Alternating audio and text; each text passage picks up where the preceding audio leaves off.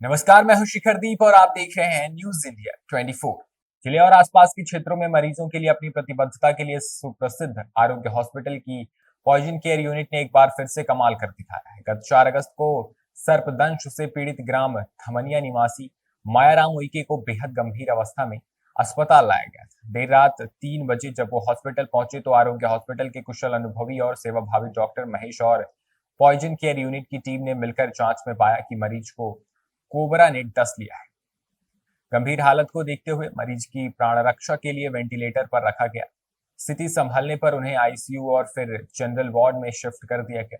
3 दिन के कम समय में आरोग्य हॉस्पिटल परिवार के अथक परिश्रम से मायाराम उइके 7 अगस्त को पूरी तरह से स्वस्थ होकर अपने घर वापस पहुंच गए हैं, और वो भी बहुत कम खर्च में।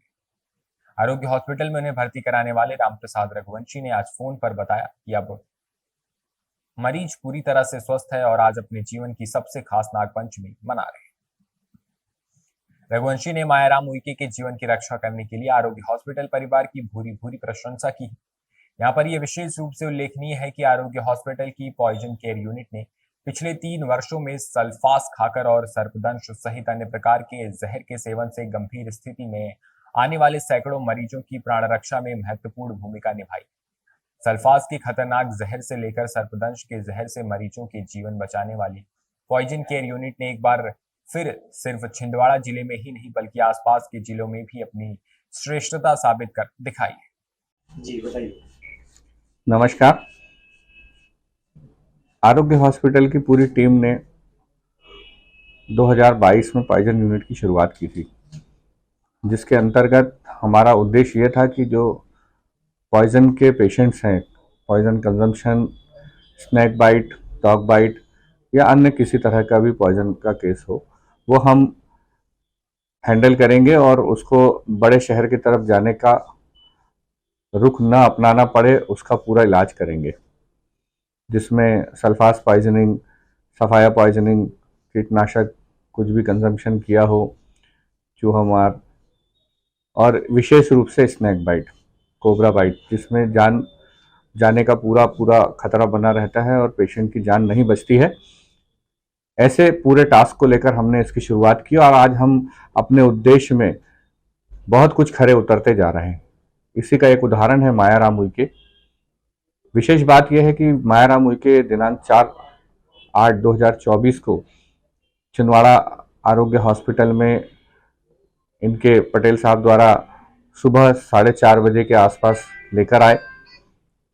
डॉक्टर महेश, उनकी टीम और साथ में मैं स्वयं यहाँ मौजूद था। हम लोगों ने पेशेंट रिसीव किया।